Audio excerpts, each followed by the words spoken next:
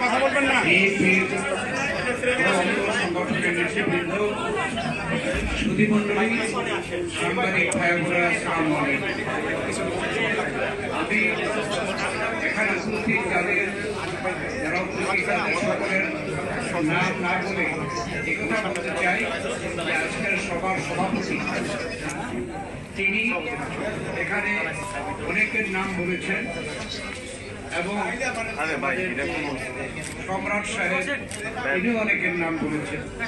আমি ওনাদের নামগুলোর সাথে আমি একমত হয়ে তাদের শ্রদ্ধা জানিয়ে ধন্যবাদ জানিয়ে আমি আমার বক্তব্য শেষ করছি। সময় কম, তাই বেশি বক্তব্য রাখা যাবে না।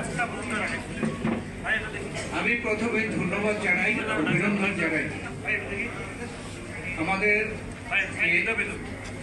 নিউ ইয়র্ক বিএনপির নেতৃবৃন্দ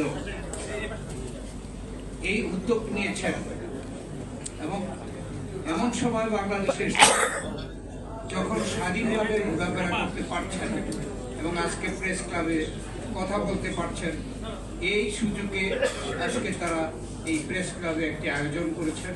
তার জন্য আমি তাদেরকে ধন্যবাদ জানাই। এত শুরু উড়ে তো সরান না,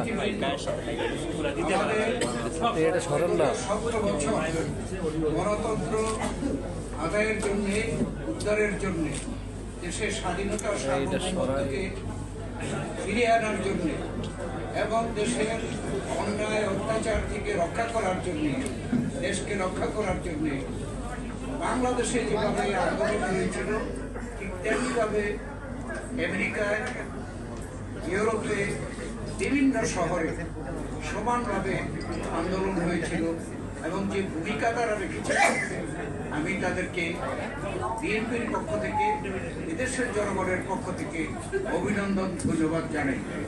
কারণ এদেশের মানুষ অত্যন্ত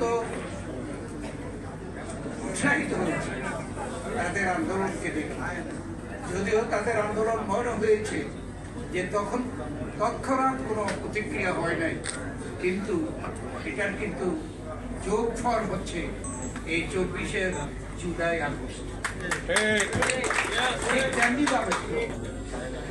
যদিও অনেকে দাবি করতে চান যে জুলাই আগস্টেই এই স্বৈরাচারের সরকারের পতন হয়েছে, দেশে গণতন্ত্র ফিরে পেয়েছে এবং দেশ আজকে স্বাধীনভাবে চলাফেরা করতে পারছে, মানুষ স্বাধীনভাবে কথা বলতে পারছে।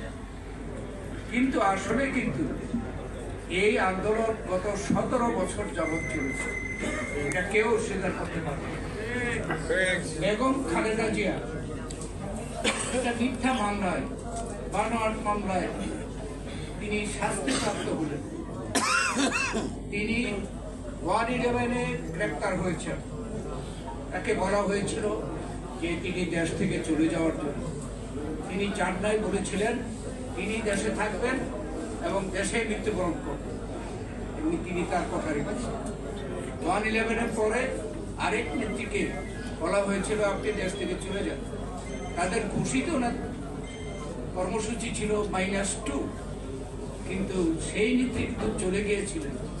আবার সুবিধা দেশে এসে ক্ষমতা দখল করে গত 15 বছর গায়ের জোরে সরকারে ছিল এবং এর বিরুদ্ধে আমরা আন্দোলন করতে গিয়ে আমাদের নেত্রী একটি বানোয়াট মামলায় শাস্তিপ্রাপ্ত হয়ে গিয়েছিলেন এবং তিনি সেখানে উপযুক্ত চিকিৎসা পান নাই বলে আজকে বিদেশে চিকিৎসা করতে যেতে হয়েছে।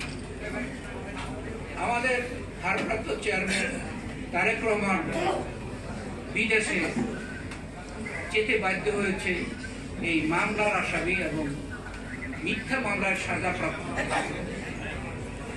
আমাদের দাবি থেকে শুরু করে আমাদের দলের এমন কোনো সিনিয়র নেতা নাই যারা আমরা গত 15 বছর জেলে যেতে হয়নি বা জেল খাটি। আমি এই 15 বছরের মধ্যে 5 বছর বিভিন্ন সময়ে আমাকে কারাগারে যেতে হয়েছে।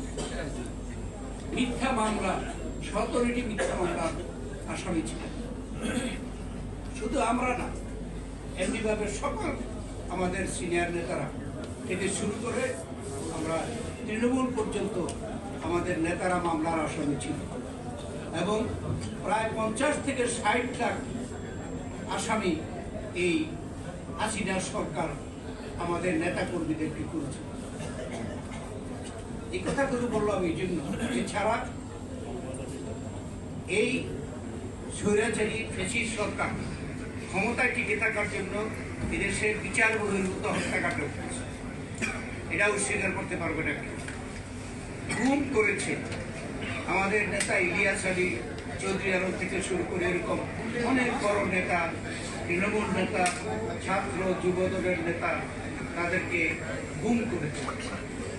এই যে খুন বেগম খালেদা জিয়া শুরু করে তারেক রহমান থেকে শুরু করে আমরা এবং তৃণমূল পর্যন্ত মামলায় আমরা নির্যাতিত হলাম। এটা কিসের জন্য? শেখ হাসিনার স্বৈরাচারী শাসনের বিরুদ্ধে আন্দোলন করতে গিয়ে, এটা কেউ স্বীকার করতে পারে।